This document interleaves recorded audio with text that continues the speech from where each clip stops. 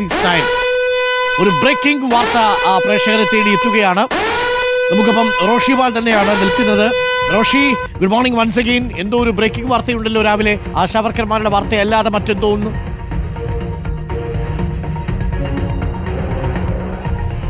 Very good morning Arunkumar. ഇത് കോൺഗ്രസിനകത്തെ ഒരു വാർത്തയാണ്. കോൺഗ്രസിനകത്ത് ഇടവേളയ്ക്ക് ശേഷം ഗ്രൂപ്പുകൾ സജീവമാകുന്നു എന്നതാണ്. അതിനപ്പുറത്ത് നമ്മൾ കണ്ടതാണ് കോൺഗ്രസിലെ പ്രധാനപ്പെട്ട നേതാക്കളൊക്കെ അവരുടെ വിഭാഗം ശക്തിപ്പെടുത്താനുള്ള ശ്രമം നടത്തുന്നു. സംസ്ഥാനത്ത് പ്രാദേശിക നേതാക്കളെയൊക്കെ ഒപ്പം നിർത്താനുള്ള നീക്കമാണ് രമേശ് ചെന്നിത്തലയും പ്രതിപക്ഷ നേതാവ് വി ഡി സതീശനും കെ.സി. വേണുഗോപാലും നടത്തുന്നത്. അതിനൊപ്പം തന്നെ എ ഗ്രൂപ്പും പതുക്കെ സജീവമായുള്ള ഒരു തയ്യാറെടുപ്പുണ്ട്. ഉമ്മൻചാണ്ടിയുടെ വിടവിന് ശേഷം, ഒരു വേർപാടിന് ശേഷം എ ഗ്രൂപ്പ് നിർജീവമായിരുന്നു. ഒരുപക്ഷെ കോൺഗ്രസിനകത്ത് കേഡർ സിസ്റ്റമുള്ള ഒരു ഗ്രൂപ്പായിട്ടാണ് എ ഗ്രൂപ്പിനെ വിശേഷിപ്പിച്ചിരുന്നത്. ആ ഗ്രൂപ്പിന് ഇപ്പോൾ നേതൃത്വം ഏറ്റെടുക്കാൻ ആളുകളില്ല എന്ന് പറയപ്പെടുമ്പോഴും എ ഗ്രൂപ്പ് സജീവമാകാൻ ശ്രമിക്കുന്നു. നേതൃത്വം പിടിക്കാനുള്ള ഒരു ശ്രമമാണ്. കാരണം നിയമസഭാ തെരഞ്ഞെടുപ്പൊക്കെ വരികയാണ്. ആ തെരഞ്ഞെടുപ്പിൽ മുഖ്യമന്ത്രി പദം വലിയ ചർച്ച കോൺഗ്രസിനകത്താകുകയും ഈ കാര്യത്തിൽ അതൃപ്തി മുസ്ലിം ലീഗ് അടക്കം രേഖപ്പെടുത്തുകയും ചെയ്യുന്ന ഒരു സാഹചര്യത്തിൽ പോലും സംസ്ഥാനത്ത് എമ്പാടും ഓടി നടന്ന മുൻ പ്രതിപക്ഷ നേതാവ് രമേശ് ചെന്നിത്തലയും ഒപ്പം പ്രതിപക്ഷ നേതാവ് വി ഡി സതീശനുമൊക്കെ ആളെ കൂട്ടാനുള്ള പരിപാടിയിലാണ്. രമേശ് ചെന്നിത്തലയ്ക്ക് പിന്തുണ വർദ്ധിക്കുന്നു എന്ന വിവരങ്ങൾ കോൺഗ്രസിനകത്ത് ലഭിക്കുന്നു.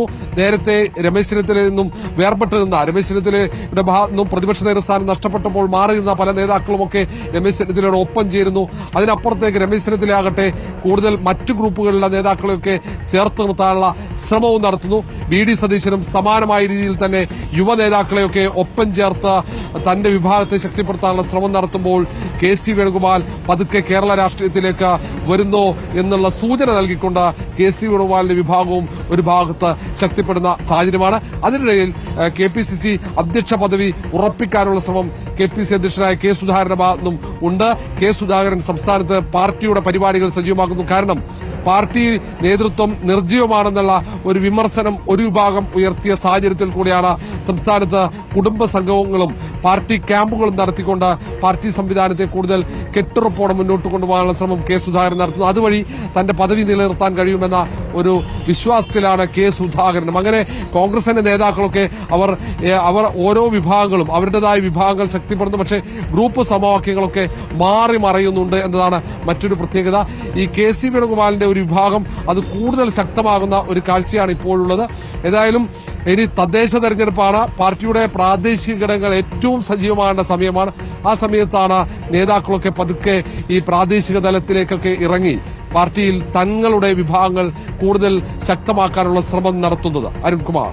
ഓക്കെ, റോഷിപാലാണ് വിവരങ്ങൾ നൽകിയത്. കോൺഗ്രസിനുള്ളിൽ ഗ്രൂപ്പ് പോരാട്ടം ശക്തമാകും എന്നർത്ഥം. പലപ്പോഴും ഗ്രൂപ്പ് പോരാട്ടം എന്ന് പറയുമ്പോഴും ഗ്രൂപ്പിന് ശക്തി പകരുക എന്നുള്ളത് കോൺഗ്രസിന് ആത്യന്തികമായി ശക്തി പകരുന്ന ഒന്ന് എന്ന നിലയിലേക്ക് മാറാറുണ്ട്. അധ്യക്ഷ പദവിയിൽ കെ. സുധാകരൻ തന്നെയാണ് പിടിമുറുക്കുന്നത്.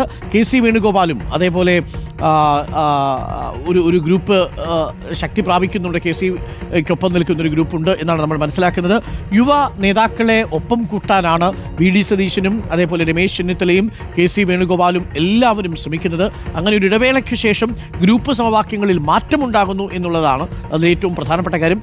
Ramesh Chennithala, V D Satheesan, KC. Venugopal, K. Sudhakaran അധ്യക്ഷ സ്ഥാനത്ത് എന്ന നിലയിലാണ് കാര്യങ്ങളുടെ പോക്ക്.